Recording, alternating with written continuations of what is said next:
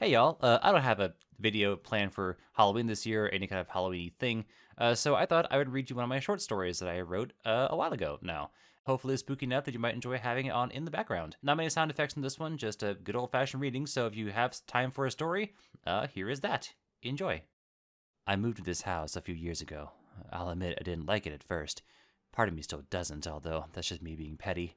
It's a good old house. I think it was a barn or at least a farmhouse. There's things like small roofs under our main roof, a house window in our garage that's just a bit too high.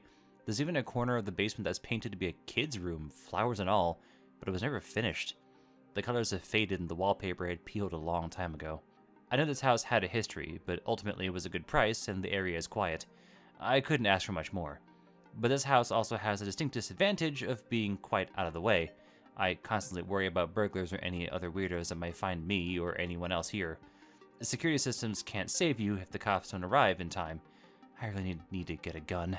So you can imagine my concern when I started seeing lights, or maybe large eyes, outside my window. I'm not talking about animal eyes. I see the occasional raccoon or possum scamper by. I'm talking big, white eyes, the size of small cups or saucers. I thought they were flashlights at first, someone casing my house, so I shot my own flashlight back at them. I wasn't gonna let them creep me out without me creeping them out. But the pair of eyes didn't move. And then I noticed the flashlights had no beam to them. My beam also never highlighted any figures holding anything, just white spots floating. I turned off my flashlight and ducked just under the window, enough to look at the eyes. They didn't move. Were they eyes? Maybe they were street lights or headlights from the next house over. I waited for a few minutes and nothing happened. I brushed off his paranoia from lack of sleep and went to bed. The next night, I saw the eyes again. And now I could have sworn there was another pair in the distance just behind my neighbor's fence. If these were flashlights, there had to have been 4, all held perfectly still, but again, no light beams came from them. I called the police from the kitchen while keeping an eye out the window. Around 10 minutes later, a cop car showed up and an officer went into the backyard. I unlocked the kitchen door and let the officer in. He said he saw nothing. No signs of intrusions or break-ins. No footprints or items. Just, they asked me several questions and left after telling me to call only in an emergency. I saw nothing outside after that, and frustrated, I went to bed, content in the knowledge that I was crazy. A couple of nights went by with no eyes in sight, but I still kept looking myself. I installed several cameras around the house to record proof for the cops when I inevitably called them again. The next night they came back. I saw 3 pairs of eyes out back and 2 in the front. I opened the camera app and hit the record button, hiding beneath the living room window and peeking out barely. 2 pairs floated completely still. No light beams and even in full view of the front porch lights. No figures, no shadows. I looked at the camera feed. The screen showed nothing, just a yard. An empty yard that led us to an empty back road. Nothing else. I kept looking between the window and the recording. I could see them. I know I could. I turned off all the inside lights and the eye beams illuminated the room. Somehow. I thought about calling the cops again, but I already sounded crazy. I went into the garage and grabbed my machete. I've settled this myself. Chase these kids or whatever they were off my yard, or die trying. I crept back through the house, under all the tables and windows, and back to the front door. I silently unlocked it, and in one motion swung it open and ran outside, machete raised. I expected a gun in my face or a bullet in my chest, but nothing happened. I was in the middle of my yard at 2 a.m. holding a machete over my head. No footprints, no people, no dropped items from kids trying to run away. I didn't sleep well for a few nights after that. They just kept appearing. More of them every night. What did they want? What were they? I could swear I saw them in my reflection just behind me, in dark halls in my house. I tried walking through them one time. Eyes closed, of course. I counted 10 steps and opened my eyes, and nothing. I turned around, they were still floating in my hallway.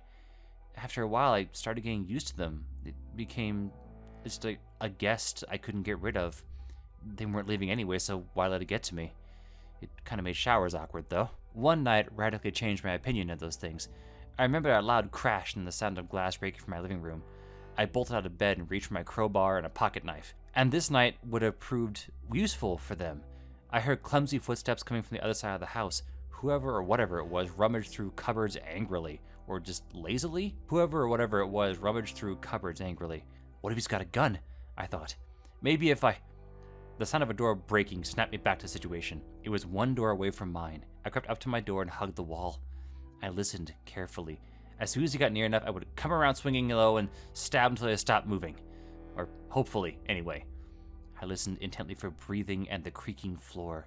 Time crawled by, the air painfully still. After a few minutes, I slowly peeked around the corner, looking for any movement in the dark. Shadows within shadows. Inch by inch, I risked poking an eye out, ready to draw my head back in a blink. A large stain on the carpet could be seen even from the dim light of the streets. It trailed around the corner and out of sight. In the air were 5 pairs of white orbs, like I've seen before, all month.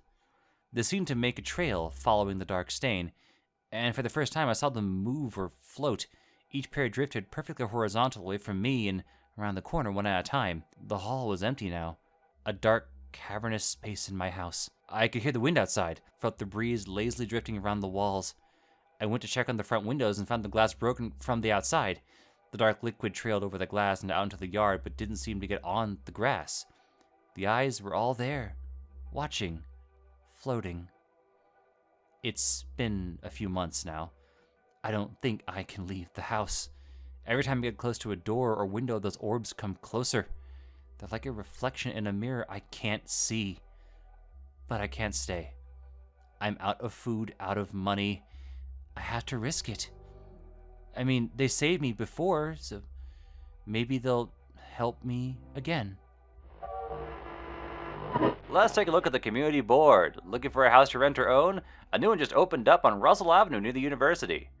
Rumors that the house is haunted has driven some away, but for the cost of $500 a month, you can't beat a deal like that.